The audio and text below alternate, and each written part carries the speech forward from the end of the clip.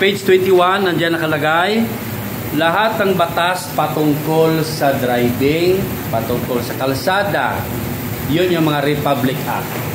Pag sinabing ang LTO, dito sila kumukuha ng batas sa Republic Act 4136. So lahat ng mga batas na nandiyan yan sila kumukuha. So yan yung Republic Act. Tapos pag patungkol naman sa Clean Air Act, halimbawa madumi masyadong tambutso mo, so si DNR nag-checkpoint, dito siya kukuha ng basihan. Bakit kanya pinarahan? Kasi ang dumi-dumi ng usok mo at nakalagay kasi sa Republic Act 8749 na lahat kayo na mga driver na nagdadrive ng sasakyan dapat ay dumaan sa emission test. Kaya dapat malinis dapat, no?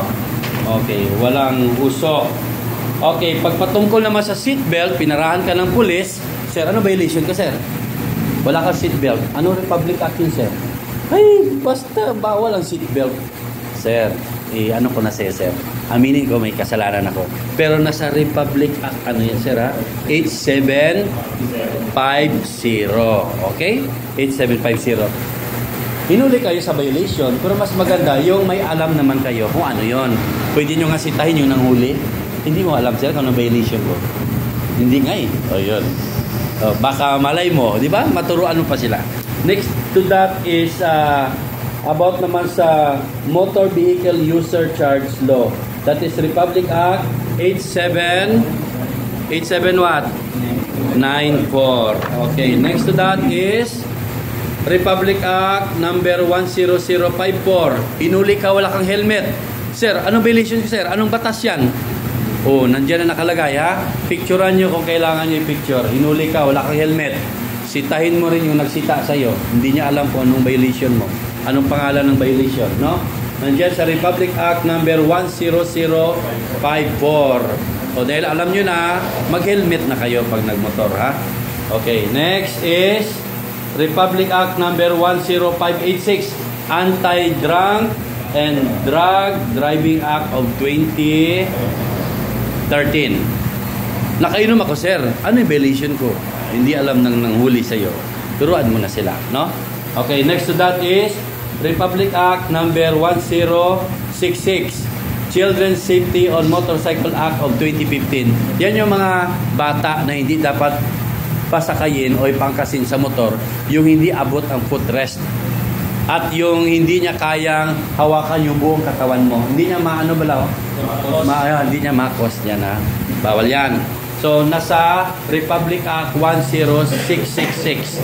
Republic Act number 10913, Anti-Distracted Driving Act. Yun yung mga kumahawak ng cellphone habang nagdadrive. Kaya malaki ang violation nito. Pwede makulong, pwede may penalty kasi nasa Republic Act na siya. Okay? Alright. Next to that is yung Republic Act,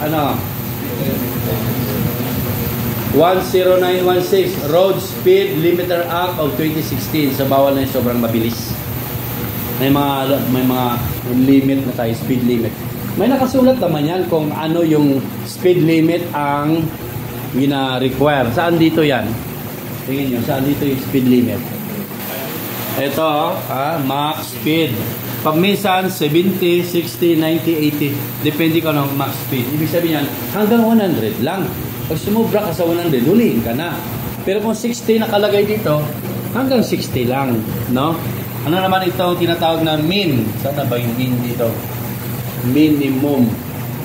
Di ba may tinatawag na minimum?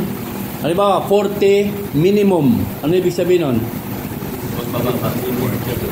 40 minimum. So, ibig sabihin, hanggang 40 ka lang. Ay, di, huwag kang bumaba sa 40. Dapat pataas ka ng 40. Pag may 40, min. Baka magkalituhan ba? Pag sinabing, bakit 30 lang yung takbo mo? Ay, 40 min, sir. Hindi, mali. Dapat 40, pataas. Ito naman, 100, pababa. Huwag ka lumagpas sa 100. Yung may min naman na pangalan, blue yan na bilog, ibig sabihin, huwag kang bumagal pa sa kung ano man yung numero nakalagay doon. Ha? Okay. Next is Republic Act number 10930, rationalizing and strengthening the policy regarding driver's license, amending Section 23 of Republic Act 4136. Ito na yun yung mga licenses natin. Nagre-require na ng LTO. Pag nag-renew tayo, magugulat kayo, nire-require na kayo ng parang may exam na. Yung may mga CDE tayo na tinatawag, no? Parang nag-iba na kumpara noon na sandali lang, madali lang mag-renew, madali lang kumuha ng license, di ba, no? Alright.